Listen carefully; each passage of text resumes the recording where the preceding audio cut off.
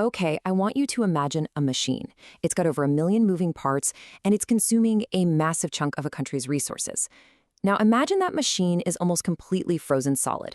That, right there, is the reality of Sri Lanka's public service. And today we're going to figure out exactly what's jamming the gears. You know, this one sentence from our source material, it's like the key that unlocks this entire mystery. How on earth can a system actually reward inefficiency? It's a paradox that sounds totally impossible, but it explains pretty much everything about why Sri Lanka's public service is so stuck. So let's stick with that image of a giant, expensive machine. It's always running, right? It's burning fuel, it's using up resources, but its gears are just completely frozen. So despite all the activity, despite all the money being pumped in, that machine isn't moving the country forward 1 inch. It's just humming in place while the needs of the country go unmet. This is the central paradox we're diving into.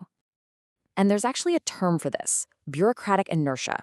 It's this powerful, invisible force that makes big organizations just naturally resist change, even when it's desperately needed. But here's the thing: in Sri Lanka, this isn't just some vague tendency. It's practically a core feature of the system. To see why, we've got to look at the powerful forces jamming up the gears, starting with pressure from the outside. So the first thing jamming up the works doesn't even come from inside the bureaucracy itself. Nope, it comes from the outside world of politics.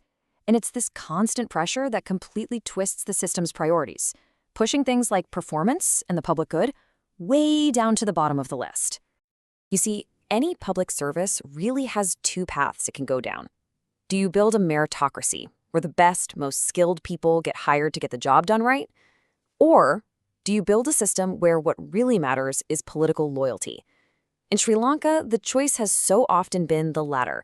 And when loyalty wins out over competence again and again, the whole system just starts to rot from the inside out. And look, the consequences of this are, well, they're exactly what you'd expect, and they're devastating. It starts with appointing people based on who they know, not what they know. That right there creates a bureaucracy that just can't do its most basic jobs. Pretty soon, nepotism just becomes the way things are done. And once that happens, you've created the perfect breeding ground for corruption to just explode at every single level. And this is where the logic gets completely flipped on its head. All of a sudden, stalling is actually more profitable than progress. I mean, think about it. If you can get paid to slow down a permit or to lose some paperwork, why would you ever want to be efficient? The system isn't just tolerating inefficiency, it's actively paying for it. Okay, so that's the pressure coming from the outside, but that's only half the story, because the machine is also basically sabotaging itself from within. So you're probably thinking, wait a minute, it's the 21st century. Why not just throw some new tech at the problem? Digitize everything and cut through the red tape? And yeah, that's a great question. But it turns out technology is just a tool. And a tool is completely useless if the people who are supposed to use it just refuse to pick it up. The problem, it turns out, isn't about the tech at all. It's about the people. At the very top, you've got leadership that just doesn't have the will to force any real change. Then, below them, you have senior employees who will actively fight against new systems because the old, paper-based way protects their influence and, yeah, in some cases, their illegal income. You combine that with a workforce that often lacks even basic digital skills, and any attempt at modernization is pretty much dead on arrival. So you see, it's not just one single problem. It's this perfect storm of resistance from within. You've got inaction at the top, you've got resistance in the middle, and you've got a major skills gap at the foundation. Put them all together, and these forces create what feels like an unbreakable wall against any kind of progress. All right, so we've got political pressure from the outside, and we've got human resistance on the inside. When you put those two together, you get the biggest barrier of all, a system that seems almost perfectly designed to protect itself from ever-changing. The source material uses a really powerful word for this. It calls it a syndicate.